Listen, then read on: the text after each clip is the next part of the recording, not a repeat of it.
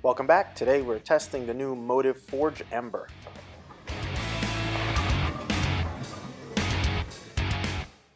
If you like what we do, follow us on Facebook, Instagram, YouTube. Don't forget to subscribe and check us out on Patreon.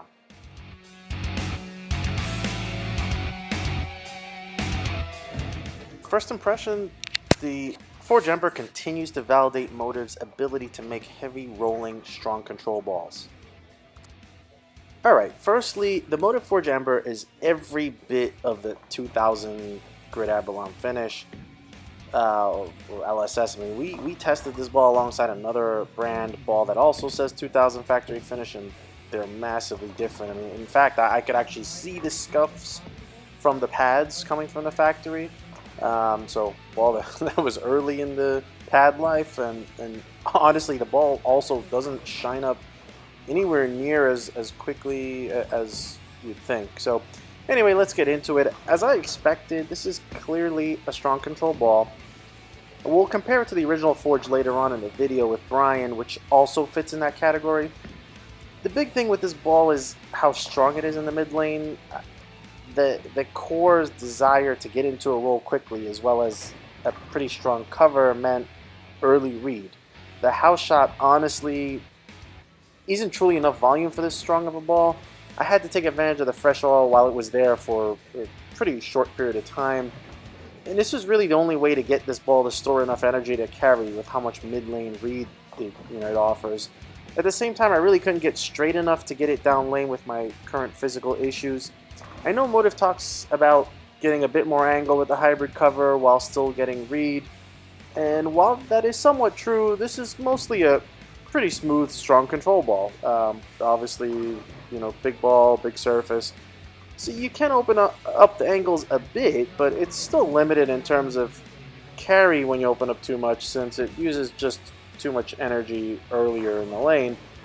Maybe with some more volume, I'm sure there'd be more miss room with how heavy and controllable the motion is from the Forge Ember.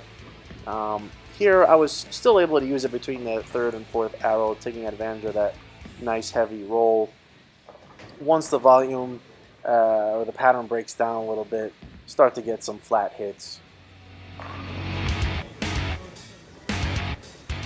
Now, Tyler is also testing the Forge Ember with us, and with how strong it is, he saw, I would say, a preferable look from at least the fourth arrow and sometimes beyond.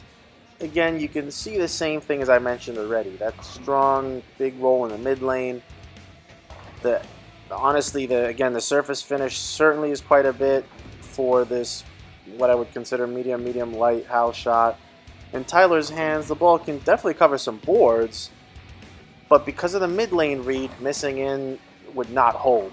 Now, if again there was a bit more volume in the middle, like there is typically with the heavy wall, house shots, missing in with a Forge Ember would likely be a good miss. Missing out on, I would say, on this particular condition just bled too much energy. This really isn't a ball you want to ask to come back from left field.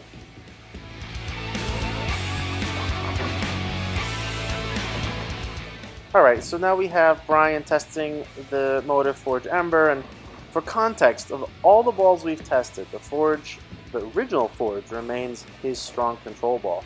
It's been a stalwart in his bag since we tested it. It's very smooth and controlled, but works to, control those tougher conditions and still carry. It again doesn't go sideways, and it isn't meant for that, but it has the mid lane read and drives effectively. So we were trying to figure out if the Forge Ember will be the same look, earlier, later, more back end, less. Theoretically, it should be a smidge longer with a bit more back end. I would say he had a very good look overall with the Ember. At the end of the day, it has surface, and it has the same core as the original.